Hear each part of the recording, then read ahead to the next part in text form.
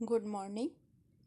तर्क संग्रह में अभी तक हमने पृथ्वी का लक्षण पढ़ा और उसके अंदर आपको बताया गया कि किसी भी हम जब लक्षण करेंगे पदार्थ का तो उसमें हमें एक एक पद के महत्व को बताना पड़ेगा कि वहाँ पर उसकी क्या सार्थकता है, और यदि हम उस एक पद को हटा दें उसमें से तो किस प्रकार से वो अपना अर्थ प्रकट करने में असमर्थ हो जाएगा। और यदि कोई ऐसा पद ऐसा है जिसको हटाने से हमें अर्थ ग्रहण करने में कोई कठिनाई नहीं है तो वहाँ पर उस पद के होने का कोई अर्थ नहीं रह जाता। तो हमें इस परंपरा का ध्यान रखते हुए अब आगे हम जल, तेज, वायु और आकाश का लक्षण पढ़ेंगे। तो अब सबसे पहले तो हमने पढ़ा पृथ्वी का। अब कहते हैं शीत स्पर्शवत्य आपा। शीत स्पर्शवत्य आपा, यहाँ पे शीत स्पर्शवत्य आपा कहते हैं शीतल स्पर्श वाला जल होता है। अब जैसे हमने वहाँ पे पढ़ा था तत्र गंधवती पृथ्वी, यहाँ पढ़ते हैं शीत स्पर्शवत्य आपा। अब यहाँ पे तत्र पद देने की कोई औचित्य नहीं रहता क्योंकि वहीं से उसका अध्याहार कर लिया जाता है। कैसे कि तत्र जैसे हमने वहाँ पढ़ा कि उसमें से जो गंध वाली है पृथ्वी है, अब यहाँ पर भी हम कहेंगे कि अब उन 9 द्रव्यों में से जो शीतल स्पर्श वाला है वो जल है। ता द्विविधा, वो 2 प्रकार का होता है। नित्या अनित्याश्च, नित्या और अनित्या। नित्या परमाणु रूपा, जो नित्य जल है वो परमाणु रूप है और अनित्य कार्य रूप है। पुनस्त्रिविधा, वो पुनः 3 प्रकार का हो जाता है, शरीर, इंद्रिय और विषय के भेद से। अब वो कहते हैं कि शरीर जो है वो वरुण लोक में प्रसिद्ध है। इंद्रियम रसग्राहकम रसनम, जिह्वाग्रवर्ती, कि इंद्रिय रस का ग्रहण करने वाली रसना है जो जिह्वा के अग्रभाग में विद्यमान रहती है, और विषय क्या है, सरित सागर आदि है। तो अब यहाँ पे कहते हैं तेज आदि में इस लक्षण की अतिव्याप्ति नहीं हो। तेज आदि में, क्योंकि वहां पर हम पढ़ेंगे इसका लक्षण उष्ण स्पर्शवत तेजा, लेकिन यहाँ पर क्या कहा है हमने, शीत स्पर्शवत्य आपा। तो कहते हैं कि तेज आदि में अतिव्याप्ति नहीं हो, इसलिए यहाँ पर शीत स्पर्शवत्य आपा ऐसा जल का लक्षण किया गया है।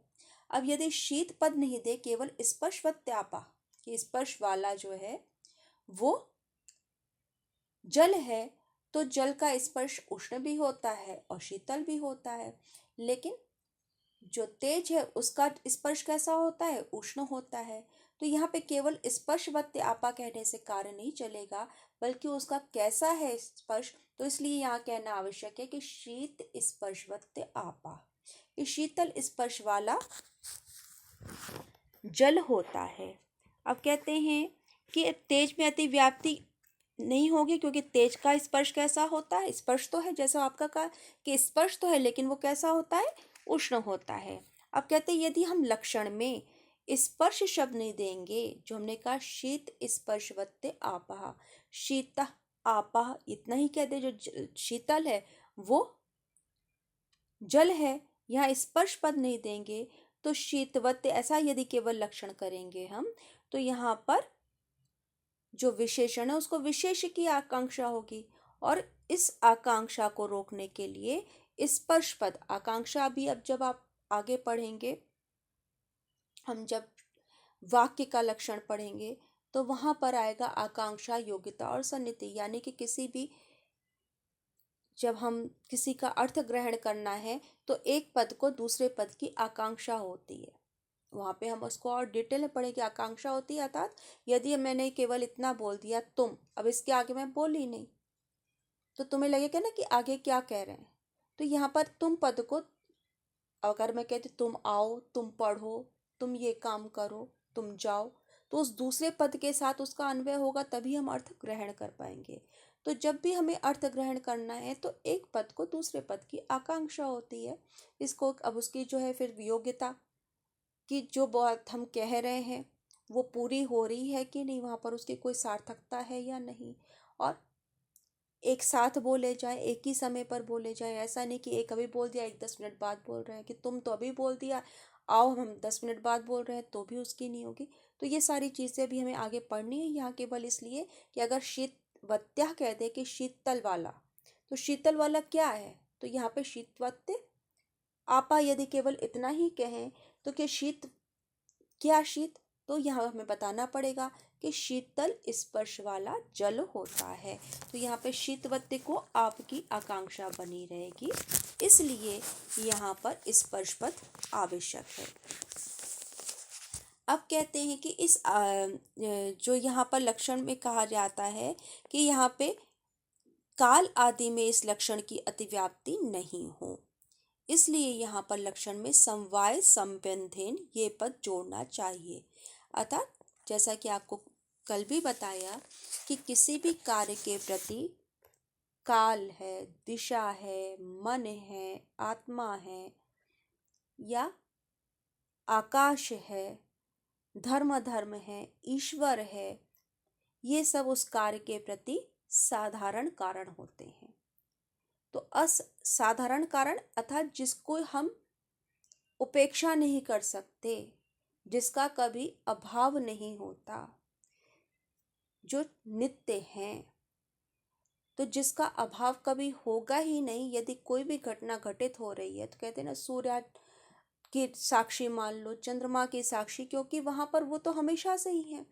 तो यहाँ पर जो कहने का भाव ये है कि जिनकी उपस्थिति हमेशा रहती है, जिसका हम बाध नहीं कर सकते, काल को हम कब हटा सकते हैं, दिशा को हम कब हटा सकते हैं, आकाश को हम कब हटा सकते हैं, तो ये किसी भी कार्य मात्र के प्रति सामान्य कारण माने जाते हैं। तो कहते सामान्य कारण में इस लक्षण की अतिव्याप्ति नहीं हो, अर्थात काल आदि में इस लक्षण की अतिव्याप्ति नहीं हो, इसलिए यहाँ पे समवाय संबंधेन ये पद जोड़ना चाहिए। अर्थात जिसमें समवाय संबंध से शीतल स्पर्श रहता है उसे हम जल कहेंगे। काल में समवाय संबंध से नहीं रहता है। समवाय संबंध आपको कल बताया था कि जब हम विनिश्चित अवस्था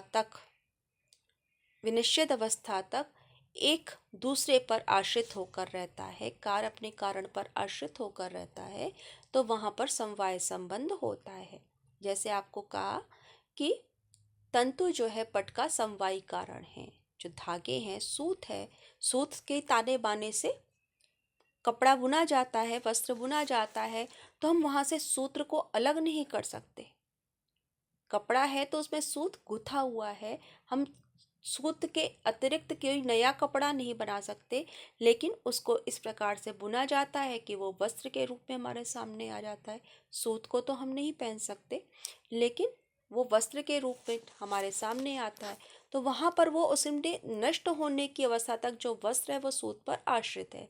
तो इस रूप में हम कहते हैं, या मिट्टी से घड़ा बनता है तो मिट्टी क्या हुई, उसकी समवाय संबंध हो गई, तो उसके अतिरिक्त फिर घड़े की सत्ता नहीं रह जाती है। मिट्टी तो नष्ट नहीं होगी कभी, लेकिन घटे जो है वो उस पर आश्रित है। तो यहाँ पर जो अपनी नष्ट होने की अवस्था तक दूसरे पर आश्रित होकर रहता है वो संबंध समवाय संबंध कहलाता है। तो यहाँ ये कह रहे हैं कि कार्य मात्र के प्रति जो साधारण कारण है वो किसी के प्रति समवायी कारण नहीं होंगे, और इस दोष को रोकने के लिए ही यहाँ पे शीत स्पर्श असमवायी कारणत्वम जलत्वम ऐसा लक्षण करना चाहिए कि शीतल स्पर्श जिसमें समवायी कारण संबंध से रहता है उसे हम जल कहेंगे। इस प्रकार से इसका लक्षण करना चाहिए। सीधी सी बात क्या हुई कि जहाँ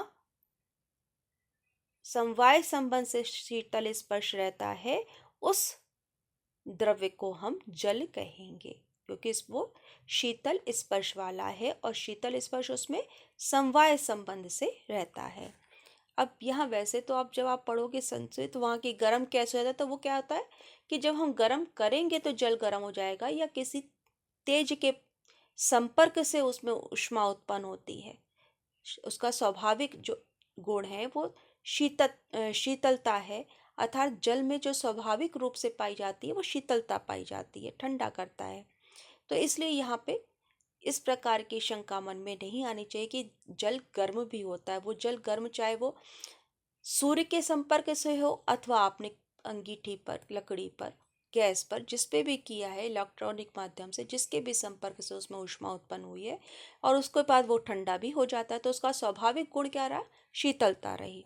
अब कहते हैं इंद्रिय रस ग्राहकम, इंद्रिय जो है रस का ग्रहण करने वाली रसना है जो जिह्वा के अग्रभाग में रहती है। अब इसका भी हम उसी प्रकार से हम अर्थ करेंगे जैसा हमने कहा था कि जब गंध ग्राहकम घ्राणम नासाग्रवर्ती, तो यहाँ हम क्या कहेंगे? जो रस का ग्रहण करने वाली रसना है वो जिह्वा के अग्रभाग में रहती है। तो कहते हैं यदि यहाँ पे रस ग्राहकम ये पद नहीं दिया जाएगा, जैसे वहाँ हमने पढ़ा गंध ग्राहकम पद नहीं दिया जाएगा, तब वो लक्षण त्वक आदि इंद्रियों में भी अतिव्याप्त होने लगेगा। क्योंकि रस ग्राहकम ये विशेषण पद है, ये उसका विशेषण है। रस को ग्रहण करने वाली, ग्रहण करने वाली तो है इंद्री, लेकिन गंध को ग्रहण करने वाली इंद्री नासिका है, घ्राण है। उसी प्रकार से रस को ग्रहण करने वाली इंद्री रसना है जो जिह्वा के अग्रभाग में रहती है, अर्थात पूरी जीभ की बात नहीं है, उसके ऊपर जैसे हम कहते हैं टेस्ट बड्स है, या जिससे हम उस रस का ग्रहण करते हैं, वो इंद्री, वो सूक्ष्म तत्व इंद्री होता है। तो यहाँ पर रसना इंद्रिय के रस सन्निकर्ष आदि से में अतिव्याप्ति नहीं हो, इसलिए रस ग्राहकम के साथ इंद्रिय पद को भी जोड़ा गया है। क्योंकि जो रस सन्निकर्ष है वो इंद्रिय ने, रस का सन्निकर्ष उसके साथ संबंध होना, रस का जिह्वा पे जाना, तो वो सन्निकर्ष हुआ, उसके साथ संबंध हुआ। लेकिन वो रस का जिह्वा के ऊपर जाना, जो उसके साथ संबंध स्थापित हो रहा है, वो इंद्रिय नहीं है, इसलिए ये दोष नहीं होता। और जो रसनेंद्रिय है वो जिह्वा के अग्रभाग में रहती है, अर्थात वहां से हम उस रस को ग्रहण करते हैं, उसका आस्वादन करते हैं। अब विषय क्या हुआ? जैसे पृथ्वी के विषय थे मृत, अर्थात मिट्टी, पाषाण इत्यादि थे, उसी प्रकार से नदी, समुद्र, तालाब, कुआं, ये सब रस के विषय हो जाएंगे। तो यहाँ पर इस रूप में हमें इसका व्याख्या करनी है, उसके एक एक पद को हमें समझाना है। अब आगे देखते तेज का लक्षण। तो कहते उष्ण स्पर्शवत तेजा, इसीलिए इसको साथ साथ लिया है कि आपको इसका दोनों का जो व्याख्या है वो स्पष्ट हो जाए। जैसे हमने अभी जल में पढ़ा शीत स्पर्शवत्ते आपा, शीतल स्पर्श वाला जल है। तो अब कहते हैं उष्ण स्पर्शवत तेजा, जो उष्ण स्पर्श वाला है वो द्रव्य तेज है। तच्च द्विविधम, वो भी दो प्रकार का है, नित्य और अनित्य। नित्यम परमाणु रूपम, जो नित्य तेज है वो परमाणु रूप है, और अनित्य कार्य रूप है। पुनः उसके कार्य रूप जो तेज है, तीन भेद हो जाते हैं, शरीर, इंद्रिय और विषय। शरीरम आदित्य लोके प्रसिद्धम, शरीर आदित्य लोक में, सूर्य लोक में प्रसिद्ध है। जैसे पृथ्वी पर पार्थिव शरीर चलेगा क्योंकि वो पृथ्वी के से संपर्क से बना है, या पृथ्वी से बना है। इसी प्रकार से जो जल है तो वरुण लोक में प्रसिद्ध है, अर्थात जो जल लोक है, वरुण लोक है, वहां पे जिस प्रकार के शरीर की सत्ता संभव है वो उसी के परमाणुओं से बनेगी, है ना। और उसी प्रकार से जो उष्ण, यानी कि यहाँ पर जब हम जो पढ़ रहे हैं तेज का रूप पढ़ रहे हैं, तेज का लक्षण पढ़ रहे हैं, तो वहां पर भी जो तेजस शरीर है वो तेज के परमाणुओं से बनेगा, कार्य रूप है तो उसके परमाणुओं से बनेगा, तो वो आदित्य लोक में ही उसकी उपस्थिति संभव है। पृथ्वी पर जो है तेजस शरीर नहीं हो सकता। अब वो क्या कहते हैं कि इंद्रियम रूप ग्राहकम चक्षु कृष्ण तारार्गवर्ती, कि इंद्रिय क्या है? रूप का ग्रहण करने वाली जो चक्षु है, हमारे नेत्र हैं, वो उसके जो पुतली है, कृष्ण तारा जो पुतली है उसके अग्रभाग में निवास करती है। कृष्ण ताराग्रवर्ती, कृष्ण तारा में अर्थात हमारी पुतली में वो इंद्री जो रूप का ग्रहण कर रही है। इसीलिए क्या होता है, कई बार नेत्र तो हमें लगता है व्यक्ति के हैं, लेकिन वो उसकी दृष्टि विकृत हो जाती है, तो वहां पर उसकी जो इंद्रिय है उसमें विकार उत्पन्न होने के कारण वो स्पष्ट नहीं देख पाता, धीरे धीरे अंधापन आता है, ये अनविकृतियां उत्पन्न होती हैं। तो कुछ तो विकृतियां दूर कर दी जाती है, लेकिन कुछ ऐसी होते हैं जो नहीं की जा सकती है, अर्थात वहां पे किस रूप में या कितने % उसके ऊपर प्रभाव पड़ा है, ये सब बातें निर्भर करती हैं। विशेष चतुर्विधा, अब कहते हैं जो तेज के विषय हैं वो 4 प्रकार के हैं, भौम, दिव्य, उदर और आकरज के भेद से। भौम भूमि से बना शब्द, तो वो हो गया भूमि से संबंधित। दिव्य, उदर, उदर से संबंधित। और आकरज जो खनन यानी कि खान इत्यादि होती है उससे। अभी इसको हम और पढ़ेंगे। तो कहते हैं कि भौम वग्नि आदिकम, जो भूमि से संबंधित है वो अग्नि इत्यादि, क्योंकि पृथ्वी स्थानीय देवता कहा जाता है अग्नि को। अग्नि को एक प्रकार से हम जब वेद का अध्ययन करेंगे या उसके बारे में आप पढ़ेंगे तो देखेंगे वहाँ सर्वप्रथम, ये ठीक है कि संग्रह बाद में हुआ, लेकिन जो प्रथम स्थान मिला वो अग्नि को मिला, अग्रे सबसे प्रथम। तो वहाँ पे प्रथम के रूप में, आदि के रूप में अग्नि को स्थान मिला है और वो पृथ्वी स्थानीय देवता कहलाता है। यहाँ का है भौमम वग्नि आदिकम, जो भौम तेज है, पृथ्वी स्थानीय तेज है, वो अग्नि इत्यादि है। अब ईंधनम दिव्यम विद्युत आदि, अब यानी जल है ईंधन जिसका, तो वो जो बिजली है, आकाशीय बिजली है, वो दिव्य तेज है। भुक्तस परिणाम हेतु उदर्यम, हमने जो कुछ भी खाया है, भुक्तस जो कुछ भी खाया है, ग्रहण किया है, उसके पाचन में जो कारण होती है उसे हम उदर्य तेज कहते हैं, जिसे हम जठराग्नि कहते हैं ना।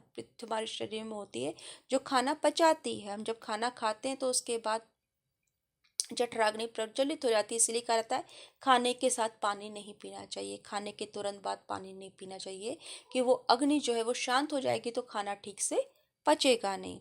तो अब ईंधन भुक्तस्य परिणाम हेतु उदर्यम, जो कुछ भी हमने खाया है उसके पाचन में जो सहायक है, जो कारण बनती है, उसे हम उदर्य तेज कहते हैं। आकरज सुवर्ण आदि, सोना चांदी इत्यादि जो धातुएं हैं वो आकरज कहलाती हैं।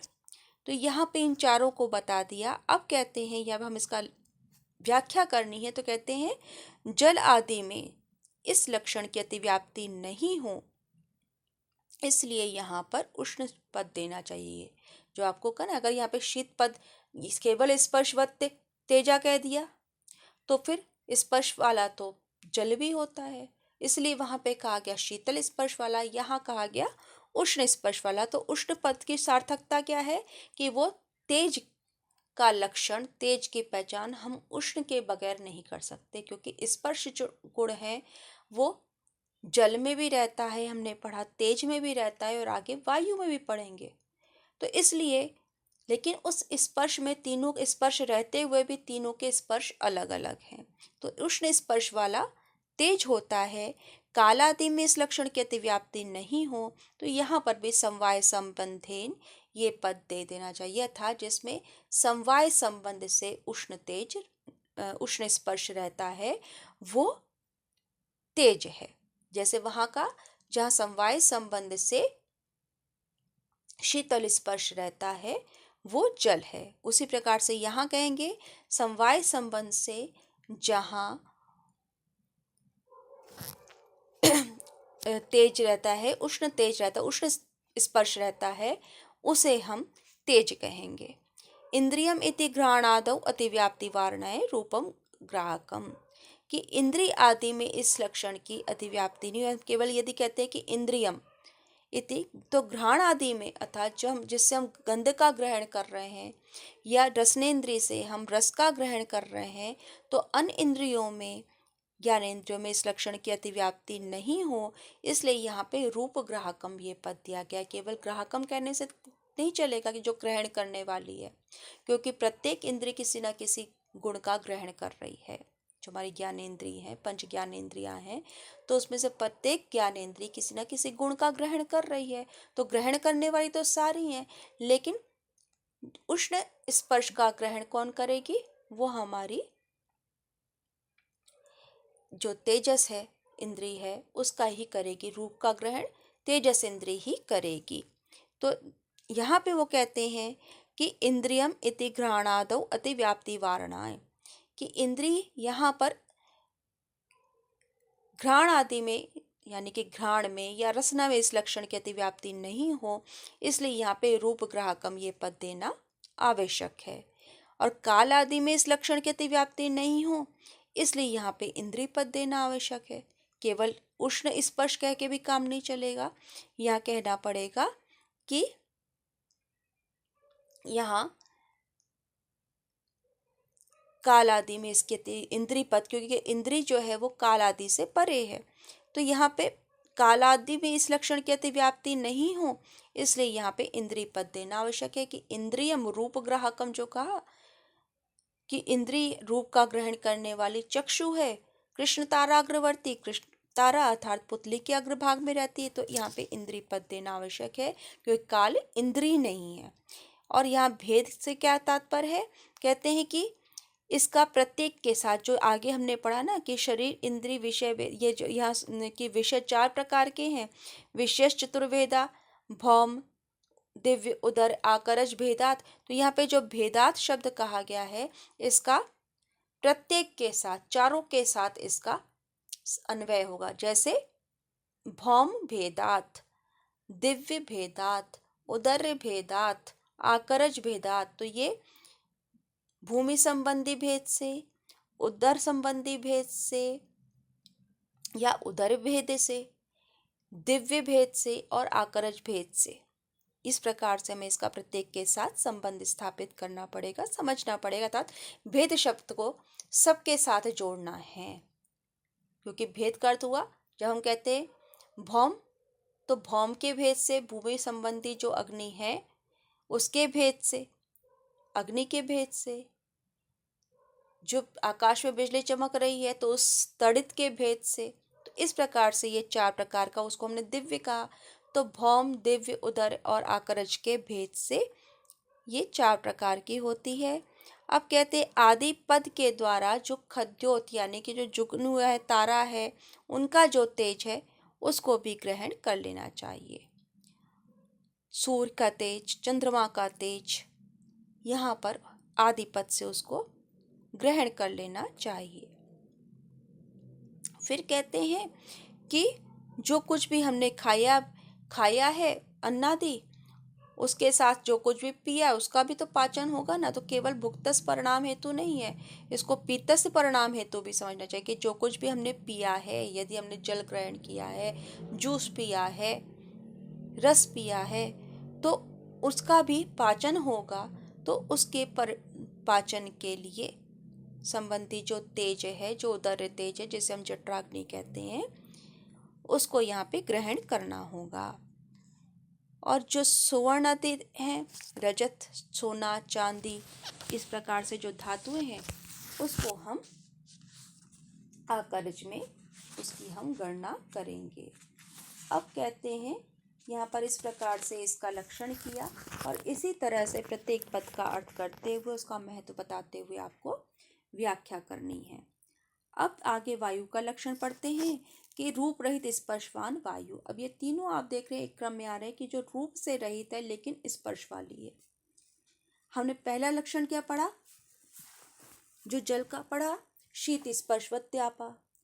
तेज का लक्षण क्या पढ़ा, उष्ण स्पर्शवत तेजा। अब क्या कर रहे हैं, रूप रहित स्पर्शवान वायु। तो स्पर्श वाली तो वायु भी है लेकिन उसमें रूप नहीं होता, तो रूप से तो रहित है लेकिन स्पर्श वाली है, इसलिए यहाँ पे वायु को क्या कहा, स्पर्श वाली तो है लेकिन उसमें रूप नहीं है। तो रूप रहित स्पर्शवान, रूप से तो रहित है अर्थात उसकी कोई आकृति नहीं है। वायु में हम कोई चीज का स्पर्श नहीं कर सकते, तो रूप को तो दिखाई पड़ जाएगा, क्योंकि रूप का ग्रहण चक्षु इंद्रिय के द्वारा हो रहा है। लेकिन ये रूप से रहित है, इसलिए चक्षु इंद्रिय से उसका ग्रहण नहीं हो रहा। लेकिन स्पर्श वाली है, उसका स्पर्श हम कर सकते हैं, उसको हम वायु कहते हैं। वो भी 2 प्रकार का है, नित्य और अनित्य। नित्य परमाणु रूप है और अनित्य काल रूप है। और फिर उस अनित्य काल रूप वायु के भी 3 भेद हो गए, शरीर और इंद्रिय और विषय के भेद से। शरीर वायु लोक में प्रसिद्ध है, हम देख रहे हैं कि जिसका जो जो द्रव्य है, उसका जो शरीर है वो उसी लोक में प्रसिद्ध है। जैसे पृथ्वी पर पार्थिव शरीर प्रसिद्ध है, वरुण लोक में जलीय शरीर प्रसिद्ध है, जो आदित्य लोक है वहां पे तेजस शरीर प्रसिद्ध है। इसी तरह से जो वायु लोक है वहां पर वायवी शरीर प्रसिद्ध है या उसकी सत्ता संभव है, वहीं पर वो इस अस्तित्व में रह सकता है। इंद्रिय स्पर्श ग्राहकम त्वक, स्पर्श को ग्रहण करने वाली इंद्रिय त्वचा है जो संपूर्ण शरीर पर व्याप्त है। विषय वृक्ष आदि में जो कंपन अर्थात जो पत्ती हिलती है या कोई भी वस्तु के अंदर जो कंपन होता है, हिलता है, कपड़ा सूख रहा है तो वायु के प्रभाव से वो हिलेगा, कई बार गिर भी पड़ता है तेज हवा से। इसी प्रकार से जहाँ जहाँ वायु बह रही है वहाँ पे कंपन उत्पन्न हो जाएगा। उस वस्तु में जहाँ पे उससे हल्की वस्तु है वो उसमें कंपन उत्पन्न हो जाएगा। इंद्रिय अब कहते हैं कि शरीर अंतः संचारी वायु प्राण, शरीर के अंदर संचरण करने वाली वायु प्राण है। वो एको अपि उपाधि भेदात प्राण अपान आदि संज्ञाम लगते, और वो जो वायु है वो प्राण वायु है, वो उपाधि भेद से प्राण अपान व्यान उदान और समान इस नाम को प्राप्त करती है। तो वो उपाधि भेद से, उपाधि के कारण है तो वास्तव में एक ही, लेकिन उसको उसके कार्य के अनुसार अलग अलग हम नाम दे देते हैं। उपाधि से तात्पर्य यहाँ पे कि उसकी जैसे जहाँ पे जो कार्य है उसके अनुसार हमने उसका एक अलग नाम दे दिया है। तो घट आदि में अब उस लक्षण की अतिव्याप्ति नहीं हो, उसको रोकने के लिए यहाँ पे विशेषण क्या कहा, रूप रहित। आकाश आदि में ये लक्षण की अतिव्याप्ति नहीं हो तो इसलिए वहां पे विशेष पद दे दिया स्पर्शवान, विशेष जिसकी विशेषता बताई जाए, विशेषण जो विशेषता को बता रहा है। तो यहाँ पर उन्होंने कह दिया कि रूप रहित स्पर्शवान वायु की रूप रहित पद जो है वो घट आदि में इस लक्षण की अतिव्याप्ति ना हो उसको रोकने के लिए है। स्पर्शवान वायु यदि हम इतना ही लक्षण करते हैं तो घट आदि में भी स्पर्श होने से उसके लक्षण में अतिव्याप्ति होगी, लेकिन घट क्या है, वो रूपवान है। रूपवान अर्थात उसकी आकृति है जिसे हम देख सकते हैं। जो यहाँ का रूप रहित स्पर्शवान वायु, तो घट है तो पार्थिव रचना और उसके साथ साथ उसमें रूप है, आकार है, उसको हम देख सकते हैं, नेत्रों के द्वारा उसका ग्रहण कर सकते हैं। अब यहाँ पे घट को नहीं कहो, आप पट को कह लो, वस्त्र को कह लो, जो भी हमारे यहाँ कुर्सी रखी है, मेज रखी है, कुछ भी है जो आपके सामने जिसको आप देख सकते हैं तो वो रूप से युक्त हो गया। जबकि वायु के लक्षण में क्या कहा, रूप रहित, स्पर्श वाला है। अर्थात वायु का आपको अनुभूति किससे होती है, स्पर्श से होती ना, जब हमारे शरीर में लगती है तो कहते हैं हवा ठंडी चल रही है, हवा गर्म चल रही है। तो यहाँ वो कह रहे हैं कि जो रूप से तो रहित है लेकिन स्पर्श वाली है वो वायु है।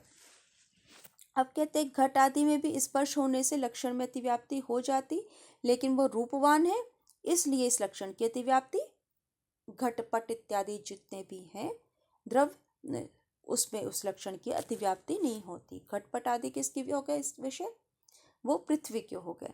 अब कहते हैं यदि केवल स्पर्शवान वायु इतना ही लक्षण कर देते तो आकाश आदि में इस लक्षण की अतिव्याप्ति हो जाती। जैसे हमने वहां पे पढ़ा कि समवाय संबंधेन ये पद दे देने से लक्षण की काल आदि में अतिव्याप्ति नहीं होती। तो जो किसी भी कार्य के प्रति सामान्य कारण है उसमें लक्षण की अतिव्याप्ति नहीं हो, इस प्रकार की व्यवस्था की गई है।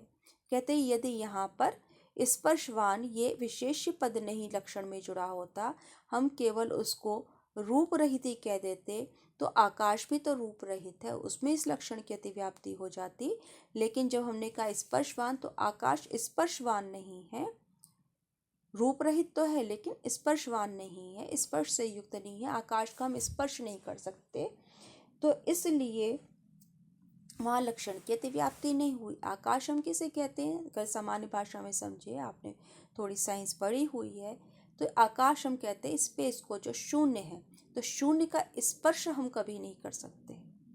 तो इसलिए यहाँ पे कहा रूप से रहित तो है लेकिन उसका भी हम स्पर्श नहीं कर सकते, इसलिए इस लक्षण में जो विशेष पद है स्पर्शवान ये देना आवश्यक है। अब वायवी इंद्रिय के लक्षण में कहते हैं स्पर्श ग्राहकम त्वक, जो स्पर्श को ग्रहण करने वाली त्वचा है वो यहाँ पे जो इन्होंने कहा इंद्रिय स्पर्श ग्राहकम त्वक, जो इसका लक्षण किया तो कहते हैं कि स्पर्श का ग्रहण करने वाली, यहाँ पे स्पर्श पद दे केवल उसको हटा दें। इस और ग्राहकम इतना ही लिखें तो जो चक्षु आदि इंद्रिय में भी जैसे हम पहले पढ़ते आए हैं, तो चक्षु आदि से तात्पर्य क्या हुआ? चक्षु में, नासिका में जो घ्राणेन्द्रिय है उसमें भी इस लक्षण की अतिव्याप्ति होने लगेगी, लेकिन स्पर्श पद देने से चक्षु आदि में इस लक्षण की अतिव्याप्ति नहीं होगी। तो क्या हो गया? इंद्रियम स्पर्शकम। केवल यदि हम यहाँ पे कह दें कि जो स्पर्श वाली है इस वाक्य में इंद्रिय पद नहीं लिखेंगे तो काल आदि के स्पर्श का ग्रहण करने के कारण उसमें अतिव्याप्ति होगी। इंद्रिय पद जोड़ देने से काल आदि में इस लक्षण की अतिव्याप्ति नहीं होगी, क्योंकि काल आदि इंद्रिय नहीं है, द्रव्य है लेकिन इंद्रिय नहीं है, इसलिए यहाँ पर इंद्रिय पद देना भी आवश्यक है। अब जो वायु के विषय क्या है? जो वृक्ष आदि में कंपन अर्थात किसी को भी हिलाने में जो कारण है वो वायु है, तो वो उसके विषय हो गए। तो वृक्ष आदि के अंदर जो कंपन का कारण है वो उसके विषय हो गए। आदि पद से जल आदि का यहाँ पे ग्रहण कर लेना चाहिए। जैसे हमने कहा वृक्ष में कंपन कारण, तो जल में भी तो लहर उठती है, जो नदी है उसमें लहर उठती है, हिलता है जल, तो यहाँ पर उसका ग्रहण कर लेना चाहिए। अब कहते हैं शरीर के अंदर जो संचरण करने वाली वायु है, जो यहाँ पे कहा जो शरीर अंतर संचारी वायु प्राणा साचा एको अपि उपाधि भेदात प्राणापान आदि संज्ञाम लपते। तो यहाँ कहते हैं कि शरीर के अंदर जो विचरण करने वाली, संचरण करने वाली वायु प्राण है, यहाँ लक्षण में यदि केवल वायु प्राणा इतना ही लिखा जाए, शरीर अंतः संचारी ये पद नहीं दिया जाए, तो महावायु आदि में अतिव्याप्ति होगी। इसलिए यहाँ पे कहा शरीर के अंदर संचरण करने वाली, शरीर अंतः संचारी, तो शरीर के भीतर संचार करने वाला वायु प्राण है, वो महावायु नहीं है। वायु के भी भेद होते हैं, तो महावायु नहीं है। तो यदि शरीर अंतः संचारी इतना ही लक्षण लिखे, शरीर अंतः संचारी वायु प्राणा, तो यहाँ पर यदि हम केवल शरीर अंतः संचारी केवल इतना ही लक्षण लिखेंगे तो क्या होगा? शरीर के अंदर और क्या संचरण कर रहा है? मन भी संचरण करना है, रक्त भी संचरण कर रहा है, इसलिए यहाँ पे प्राण शब्द जो पद है वो देना होगा। इसके लिखने से मन वायु नहीं हो जाएगा, इसलिए वो दोष यहाँ पर नहीं रहेगा।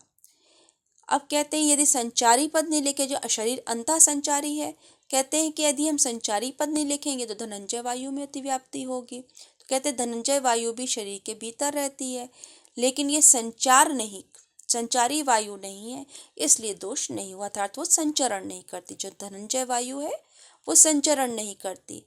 अब कहते हैं प्राण वास्तव में तो एक ही है, लेकिन उपाधि भेद से उसके प्राण, अपान, व्यान, उदान और समान ये नाम हो जाते हैं।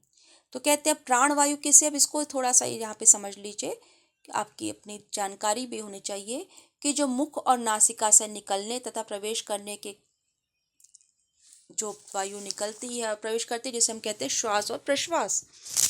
हम शरीर में सांस लेते हैं और सांस छोड़ते हैं, तो कहते हैं कि जो श्वास और प्रश्वास है वो क्या है? वो प्राण वायु होती है। मुख और नासिका से निकलने तथा प्रवेश करने के जो कारण है वो प्राण है। अब कहते हैं जो पानी है, अन्न आदि को नीचे ले जाने वाले के कारण वायु अपान कहलाती है। जो अपान वायु का कार्य क्या है कि जो कुछ भी हम जैसे खाना खा रहे हैं, तो जो भोजन शरीर के अंदर नीचे ले जा रहे हैं, या पानी जो हमारे शरीर के अंदर नीचे जा रहा है, वो अपान वायु है। अब फिर उसके बाद कहते हैं जो कुछ भी हमने खाया, जो कुछ भी खाया हुआ है, उन पदार्थों के लिए उसका जो पाचन करने के लिए उदर की अग्नि को समुन्नयन के कारण वो समान कहलाती है। प्राण, अपान, समान। अन्न आदि को जो ऊपर ले जाने का कारण करती है, कई बार ऊपर एकदम से आ जाता है खाना, तो वो उदान कहलाती है। और जो नाड़ियों में फैलती है वो व्यान कहलाती है। तो आपने इसको ये समझ में आ गया कि जो हम सांस लेते हैं, छोड़ते हैं, वो प्राणवायु हो गई। जो हमारे शरीर के अंदर मुख से जो हमारे भोजन को या पानी को अंदर ले जाने का कार्य करती नीचे, वो अपान हो गई। फिर जो कुछ भी हमने खाया है उसको पचाने के लिए उसकी जो हमारी जो जठराग्नि है उसको प्रदीप्त करने के कारण वो समान कहलाती है। उस वायु का नाम समान हो जाता है। जो अन्नकण इत्यादि किसी कारण से ऊपर आ जाते हैं, कई बार होता है खाना मुंह में आ जाता है, वो उदान कहलाती है। और नाड़ी मुखों में फैलने के कारण से ये व्यान होती है, उसमें पूरी जो व्याप्त होती है उससे वो व्यान कहलाती है। तो ये वायु के 5 भेद होते हैं। अब आकाश का लक्षण देखते हैं। कहते हैं शब्द गुणकम आकाशम, शब्द गुण वाला आकाश होता है। तच्चैकम विभुम नित्यम चा, वो एक है, विभु है और नित्य है। जैसे अभी तक तो हम पढ़ते आए, यहाँ पे जो 4 हमने पढ़े, पृथ्वी जल तेज और वायु, उसके लक्षण में हमने क्या पढ़ा कि उसका जो गुण है उसके द्वारा उसकी पहचान कराई। उसके बाद हमने क्या पढ़ा कि उसके 2 रूप होते हैं, नित्य और अनित्य। लेकिन यहाँ पे जब हम आकाश का लक्षण पढ़ रहे हैं तो अनित्य तो है ही नहीं। तो ये कहते हैं तच्च एकम विभुम नित्यम चा, वो एक ही है, विभु है और नित्य है। तो जिस द्रव्य में समवाय संबंध से शब्द गुण रहता है, शब्द गुण कम आकाशम, वो आकाश है। तो वहाँ समवाय संबंध से, इस बात को आपको ध्यान रखना है, समवाय संबंध से शब्द रहता है। यानी कि कभी भी ऐसा नहीं होता कि आकाश का अस्तित्व नहीं है, वो हमेशा रहता है।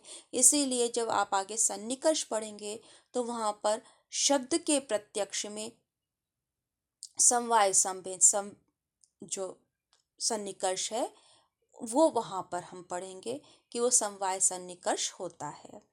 तो यहाँ पर भी इसलिए क्योंकि वो समवाय संबंध से रहता है और क्योंकि आकाश कभी नष्ट होता नहीं, इसलिए हम यहाँ पर उसका एक ही कहा है। क्योंकि आकाश को हम उसको पर इस तरह से भेद नहीं कर सकते क्योंकि अनित्य नहीं है, तो इसलिए हम उसके भेद नहीं कर सकते।